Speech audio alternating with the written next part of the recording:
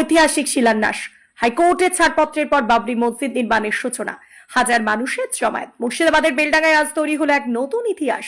প্রায় এক বছর আগে ভরতপুরের বিধায়ক হুমায়ুন কবির ঘোষণা করেছিলেন 2025 সালের 6 ডিসেম্বর এখানে বাবরি মসজিদ নির্মাণের শিলান্যাস করবেন।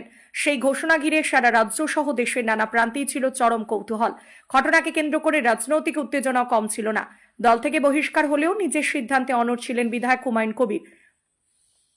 বিষয়টি পৌঁছায় হাইকোর্ট পর্যন্ত। আদালত জানিয়ে দেয় মসজিদ নির্মাণে আপত্তি নেই, আইন শৃঙ্খলা রক্ষা করা রাজ্য প্রশাসনের দায়িত্ব। রায় বেরোতেই রাজ্য জুড়ে শুরু হয় তোলপাড়। 5 ডিসেম্বর থেকে বেলডাঙ্গায় ঢল নামে মানুষের। ভোর 4টে থেকে ট্রাক্টর, টোটো, টুকটুকি এমনকি মোষের গাড়িতে করেও ইট নিয়ে মানুষ আসতে থাকেন। কেউ মাথায়, কেউ হাতে ইট নিয়ে হাজির হন শিলান্যাস স্থলে। দুপুর 12টা ঠিক শুরু হয় কোরআন তেলাওয়াত। তারপরেই অনুষ্ঠিত হয় বাবরি মসজিদের শিলান্যাস অনুষ্ঠান। উপস্থিত ছিলেন রেজিনগরের বিধায়ক হুমায়ুন কবির, মুফতি মাওলানা ও হাজার হাজার মানুষ।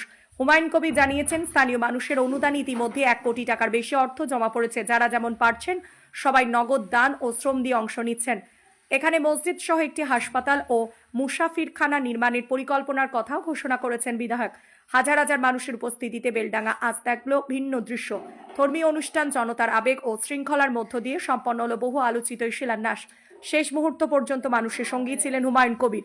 সরাসরি কথা বললেন উপস্থিত জনতা। আমার ইনভাইটে গেছিলেন, আমি ওনার ইনভাইটে আজকে বাবরি মসজিদ উদ্বোধনে এসেছি।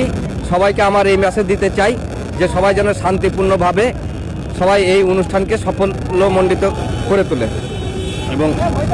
এবং there is no way to the peace, peace is the only way. সবাই যেন শান্তিভাবে এসছেন, শান্তিভাবে ফিরে যায়। আমার নাম মোহাম্মদ আবু হায়দার শেখ, গ্রাম পোস্ট জীবন্তী, থানা কান্দি, জেলা মুর্শিদাবাদ। আমি ওনাকে আমার জায়গা দেখে এসছেন। উনি যদি দুসরা কোনো বাবরি মসজিদ করতে চান, আমি আবার স্বাগত তাকে জানাচ্ছি। এবং ওনাকে আবার যদি দুসরা বাবরি মসজিদ করতে চান উনি মন থেকে, আমিও মন থেকে ওনাকে সে জায়গা এই বাবরি মসজিদ বা অন্য কোনো বিকল্প ভালো কিছু করতে চান, তা আমি দিতে রাজি আছি। আপনার জায়গা তো হুমায়ুন কবির দেখে এসেছিলেন? হ্যাঁ, গিয়েছিলেন। এখনও ওই জায়গার সঙ্গে আরও নানা রকম প্রগতিমূলক কার্যকলাপ হবে, তার সঙ্গে আমার চুক্তি আছে। এবং তিনি যেটা ভালো বুঝবেন সেটা আমি তাকে ওপেনলি মন থেকে একবার দিতে রাজি আছি।